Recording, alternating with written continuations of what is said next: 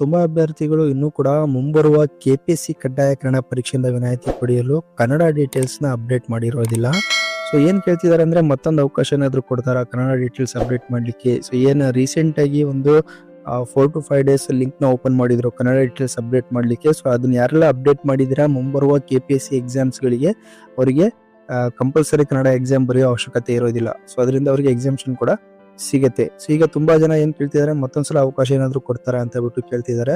ಹಾಗೆ ಇನ್ನೊಂದು ಕನ್ಫ್ಯೂಷನ್ ಏನಪ್ಪಾ ಅಂತಂದ್ರೆ ನೋಡಿ, PDO ಎಕ್ಸಾಮ್ಗೂ ಏನೋ ಈ ಹಿಂದೆ ಬರ್ದಿರತಕ್ಕಂತಹ ಒಂದು PDO ಕಂಪಲ್ಸರಿ ಕನ್ನಡ ಎಕ್ಸಾಮ್ ಏನ್ ಬರ್ದಿದ್ದೀರಾ ಆ ಎಕ್ಸಾಮ್ಗೂ ಕೂಡ ನಮಗೆ ವಿನಾಯಿತಿ ಸಿಗುತ್ತಾ, ಸೊ ಯಾರ್ದೆಲ್ಲ ಏನೋ ಲಿಸ್ಟ್ ಅಲ್ಲಿ ಹೆಸರು ಬಂದಿಲ್ಲ ಸೊ ಅವ್ರಿಗೂ ಕೂಡ ವಿನಾಯಿತಿ ಸಿಗುತ್ತಾ ಅಂತ ಬಿಟ್ಟು ಅದು ಕೂಡ ಕೇಳ್ತಾ ಇದ್ದಾರೆ. ಸೊ ಆ ಒಂದು ಡೌಟ್ ನ ಕೂಡ ನಮಗೆ ಈ ಒಂದು ವಿಡಿಯೋದಲ್ಲಿ ಕ್ಲಿಯರ್ ಮಾಡ್ತೀನಿ. ಸೊ ವಿಡಿಯೋನ ಸ್ಕಿಪ್ ಮಾಡದೆ ಕಂಪ್ಲೀಟ್ ಆಗಿ ವಾಚ್ ಮಾಡಿ. ಹಾಗೆ ಯಾರೆಲ್ಲ ಏನೋ ಚಾನಲ್ ಸಬ್ಸ್ಕ್ರೈಬ್ ಮಾಡಿಲ್ಲ ದಯವಿಟ್ಟು ಚಾನಲ್ ಸಬ್ಸ್ಕ್ರೈಬ್ ಮಾಡ್ಕೊಳ್ಳಿ, ಲೈಕ್ ಮಾಡಿ, ಶೇರ್ ಮಾಡಿ, ಹಾಗೆ ಬೆಲ್ ಐಕನ್ ಕೂಡ ಪ್ರೆಸ್ ಮಾಡ್ಕೊಳ್ಳಿ. ಸೊ ನೀವು ಬೆಲ್